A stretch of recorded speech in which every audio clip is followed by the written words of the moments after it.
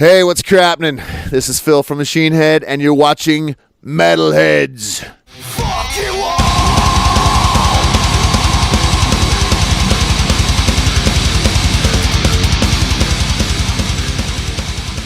Hey, it's Pete from Metalheadz, and I'm hanging out with Phil from Machine fucking Head. How's it going, man? You asked me not to curse, and then you just... Yeah, but I have to say Machine fucking Head. Attaboy. Yeah. How's it going, man? Good Yeah, I'm good, man. Now, obviously, you've been touring with Hatebreed and bleeding through Europe. This is the last date in the UK before you go to Ireland. Mm-hmm. What been any highlights on the tour? Yeah, great shows. I mean, we had probably our best shows through Norway and Scandinavia that we've had in a long time. Great show in Vienna, and Italian show was awesome too. And so, I mean, Paris show was huge. Belgium, killer. Amsterdam, awesome. So, you know, Cool UK shows as well. But so that I was leaving that. That's the that's the cherry on top for us, man. We love playing here last because the UK shows are just. They're next level, really. Yeah. I mean, they're really cool here, and Manchester's always been killer for us. Thanks. Now, really, this is, you know, I guess when you finish this tour in Australia, is it? Mm-hmm. It's really the end of a huge cycle of the Blackening, because obviously, you know, you played Download, Sonosphere, there was the Black Crusade tour with Metallica. When you finished writing the Blackening album, did you ever imagine that, you know, all this, you know, would happen? No, I mean, by the time we got it done, we were just happy that we had this great, epic, timeless sounding record. And we did not know what was going to happen. We were just hoping to get on a support slot or two, you know, and then it turns from Lamb of God in the States, who are, you know, one of the biggest metal bands in the States right now, and, you know, killer supporting them.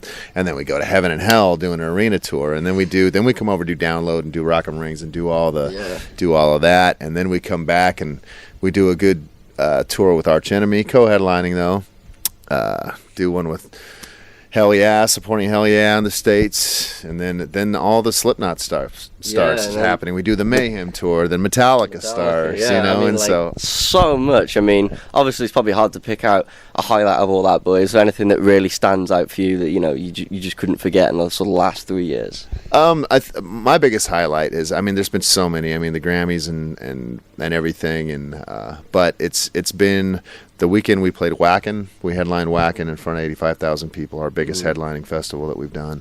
And then there was some mix-up with the Sonosphere promoters at Nebworth, you know, that people have heard but about. It worked out in the end. So we get whisked away from playing this huge, ominous show at Wacken, you know, big feat doing that, and then we get taken to the airport, put on a chartered plane, all our gear, I mean, guitars are strapped down in seatbelts, and we have this whole plane to ourselves, you know, we're getting taken to Sonosphere and put up and just playing a legendary show with fucking Metallica and Nine Inch Nails, and, you know, it's huge. So that weekend, and then the Kerrang Awards are the next. Don't talk to me about the Kerrang Awards. That free bar. Oh, no. So that was the next night, you know, and it was just like all of this cool shit happened. Then we win this Kerrang Award for like Icon or something like that.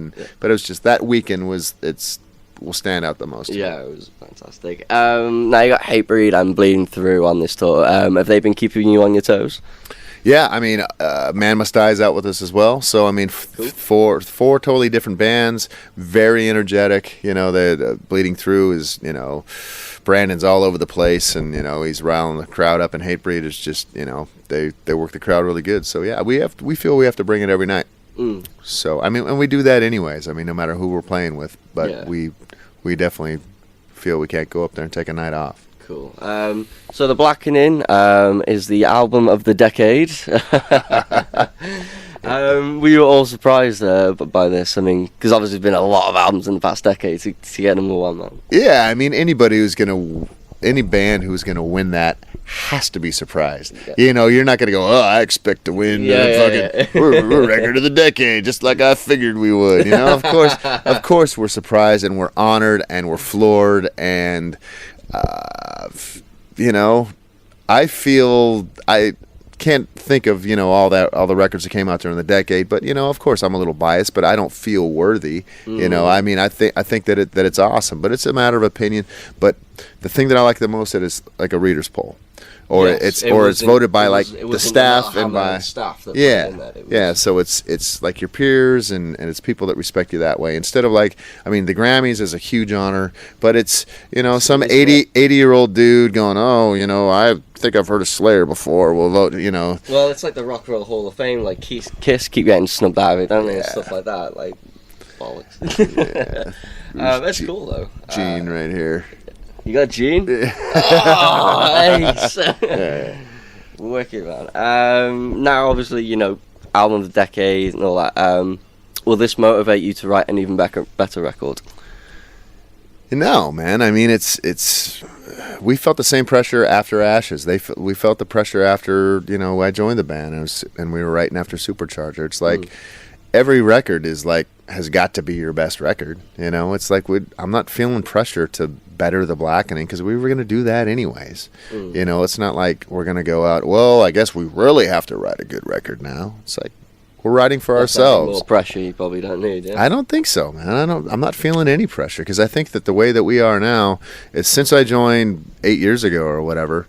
I wrote a little bit on Ashes. I wrote a lot on the Blackening, but now, McLean's writing a lot, and Adam's bringing in stuff. So us four, Rob's our sandwich maker, man. We give him a slice of cheese here, some mayo over here, and back a Subway. Yeah, he's so good at structuring tunes and phrasing and stuff like that. I do a little bit of that, but we lean on him to do that. But with the bigger pool of material there is to choose from, and that's what we're providing him with, that we'll get it done and it'll be better. I think that the next record will be our best record. Awesome. So I spoke to Rob at the Malham Awards and he said they've been sort of getting a few riffs together. Have you been writing much for this new record? I've got a couple of things. Mostly what I do is I got the little voice recorder app on my iPhone, and I'll think of something. I'll go jump. So bandmates used to do that all the time. They come into practice, like most of the time they're just drunk. It's just like, what the hell is this? Right. But it helps, man. When you're driving, you can't. It's easy just to mouth it down. So yeah, absolutely. So any plans to hit the studio, or is it just sort of quite big right now? Nah, we'll hit the jam room probably towards the end of April. Take a couple weeks off. We got a new room, so we're going to dial it in and make it comfortable enough for us to write the record in. And probably, I'd say, maybe by the beginning of next year, start recording. But it's all speculation. I have no idea when the songs are done. We'll go in and record. Cool. You're hoping to take quite a lot of time to record this album and sort of take it easy. Yeah, absolutely. We need time to get into writing mode and be comfortable. Even with the Blackening writing, it was kind of interrupted. We started writing for a bit, and then Rob took some time off to do the Roadrunner United stuff. So that was kind of, an interruption, but something that needed to be done, I guess. Yeah. So we won't have that this time, and be able to be seamless going through. Cool. Now, before I let you go, I have to ask about the drunken call to George Lynch, man. All right.